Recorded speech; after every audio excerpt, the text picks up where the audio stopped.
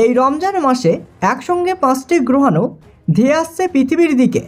বৃহস্পতিবার পৃথিবীর শেষ দিন। বিজ্ঞানীরা জানিয়েছেন যে 7ই এপ্রিল শুক্রবার ওই রাতেই পৃথিবীর সঙ্গে ধাক্কা খাবে বিশাল আকারের একটি গ্রহাণু। তারপরেই বিকট একটি আওয়াজ হবে। তারপরেই পৃথিবীতে ব্যাপক ক্ষয়ক্ষতির আশঙ্কা রয়েছে।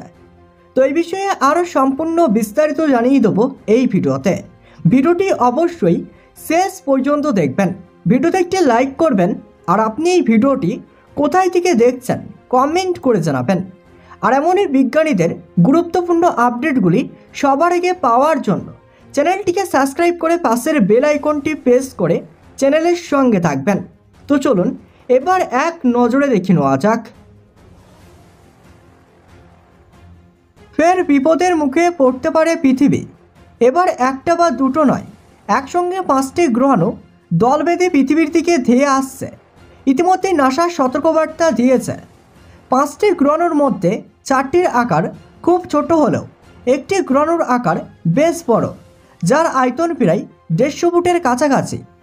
নাসা ইতিমধ্যেই গ্রহাণুগুলির নামকরণ করেছে।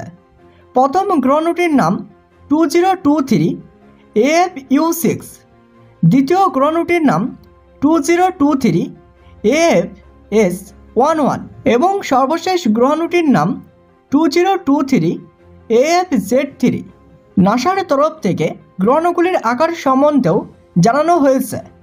2023 AF76 নামক গ্রহাণুটির আকার প্রায় 45 ফুট। এটি ইতিমধ্যেই গতকাল পৃথিবীর পাশ দিয়ে চলে গেছে। এছাড়া 2023 AFS11 এবং 2023 AFSA নামক এই গ্রহাণুগুলির আকার যথাক্রমে 82, যেটা গতকাল পৃথিবীর পাশ দিয়ে চলে গেছে, এবং 92 ফুটের, যেটি আজ পৃথিবীর সবচেয়ে কাছাকাছি আসতে পারে।